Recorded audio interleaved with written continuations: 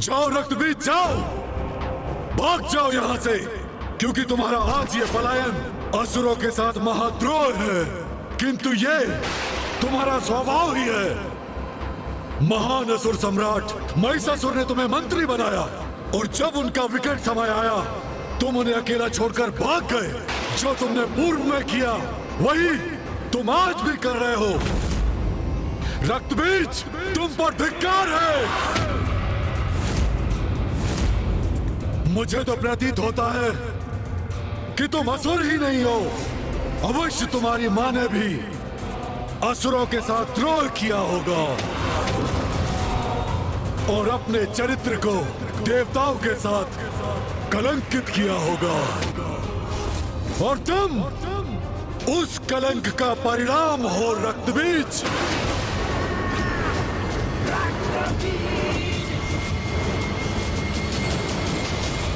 उचित कहा भ्राता आपने, तभी तो बार बार देवियों का साथ देकर अपने आप को कलंकित करता है ये।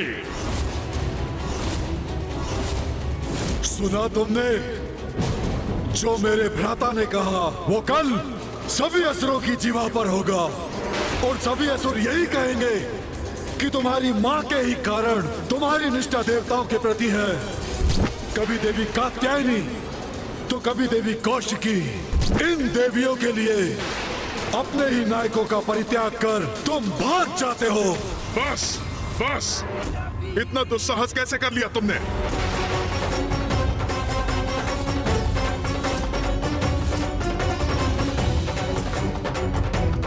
सभी सीमाएं लांघ गए हो तुम। मेरी मां के प्रति अपशब्द कहा तुमने, तुम्हें इसका दंड मिलेगा। अपने हाथों से तुम्हारा वध करूंगा मैं। स्तंभन! स्तंभन!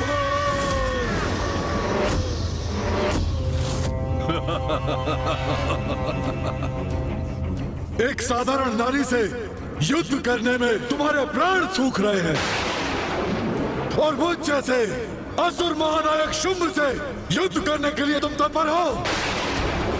यह कैसा परिहास है? इस बंधन से मुक्त होता तो अभी अपनी शक्ति का परिचय देता तुम्हें। तुम्हारी मां को लेकर कुछ कह दिया तो तुम इतने क्रोधित हो गए, किंतु तुम्हारे इतने असुर योद्धाओं का वध हो गया और तुम पर कोई प्रभाव नहीं पड़ा। भ्राता शुंभ ये क्या कर रहे हैं? यदि रक्त बीज के तन से उसके रक्त की एक भी बूंद धरती पर गिरी तो वो उसके लिए एक बड़ी सेना उत्पन्न कर देगी, और यदि ऐसा हुआ तो ज्ञात नहीं वो सेना हमारी कैसी दुर्दशा करेगी। नहीं, भैया को उसे स्तंभन से मुक्त करना ही होगा।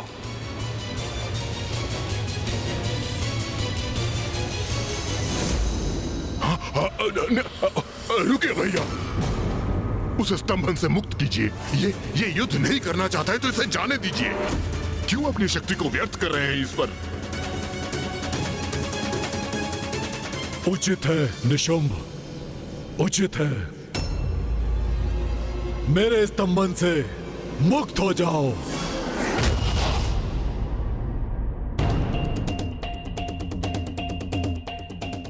आपके रोकने के पूर्व मैं देवी कौशिकी से युद्ध करने जा रहा था, जिससे भविष्य में कोई भी मेरी मां के नाम को कलंकित करने का दुस्साहस न करे। एक निष्ठावान मंत्री होने के नाते मैंने महाराज महिषासुर को चेतावनी दी थी, और आज फिर आपको भी चेतावनी दे चुका हूं, जिसे समझने के लिए तैयार नहीं हैं आप।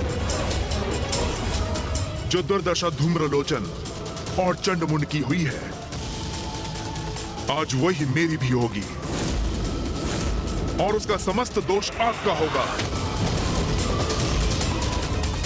आपका अहंकार ही हमारे विनाश का कारण बनेगा। मैं अपने महानायक के प्रति अपने उत्तरदायित्व से भली भांति परिचित हूं, इसलिए मैं देवी कौशिकी से युद्ध करूंगा।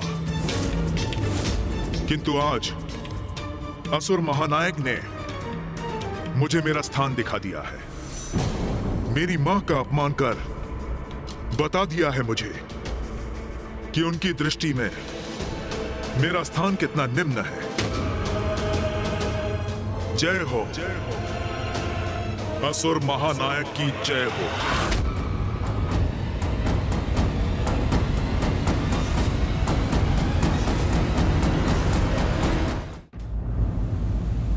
देवगण, आप सभी के यहाँ से प्रस्थान का समय आ गया।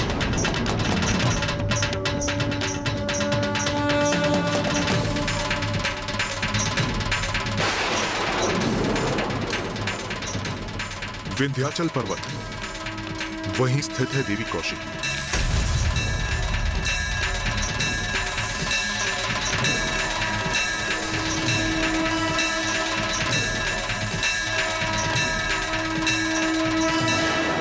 माँ, हमें यहाँ से दूर मत भेजिए। ये सब जो घटित हो रहा है और जो होने वाला है, ये सभी तो आपकी ही लीला है माँ। हमें भी यहाँ रहकर आपकी उसी लीला का प्रत्यक्षदर्शी बनने की अनुमति दीजिए माँ।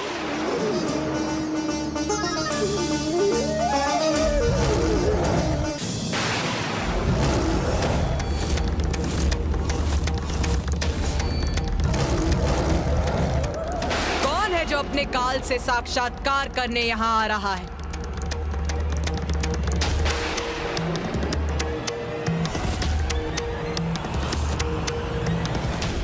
रक्त बीज।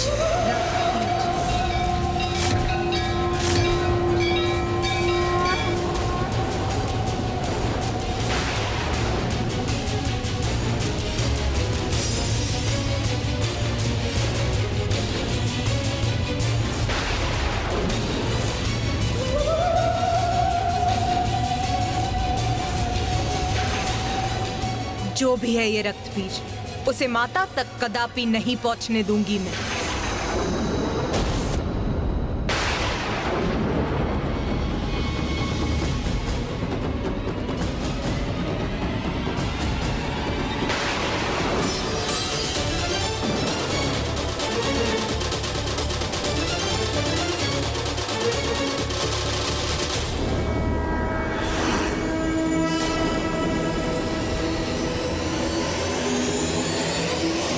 जगत जननी,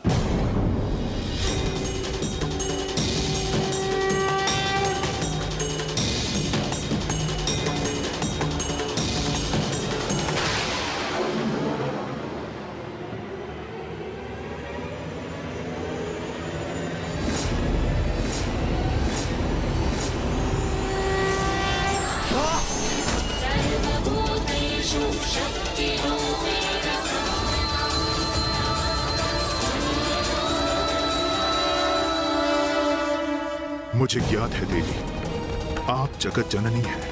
पूर्व में आप देवी कात्यायनी का रूप धारण कर प्रकट हुई थीं और आप देवी कौशिकी के रूप में मेरे समक्ष हैं।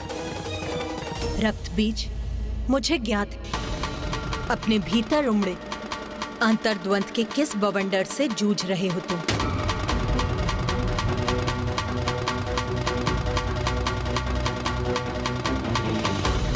मैं आपसे युद्ध करने के लिए विवश हूं जगत जननी।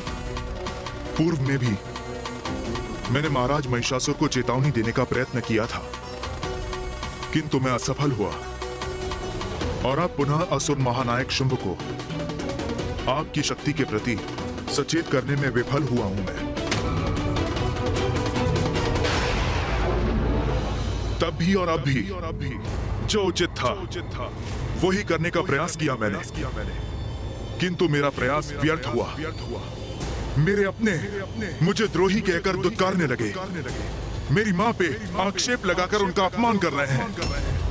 मैं उस कलंक से मुक्ति पाने के लिए असुर महानायक शुंभ के सेनापति के रूप में आपसे युद्ध करने के लिए यहां प्रस्तुत हुआ हूं।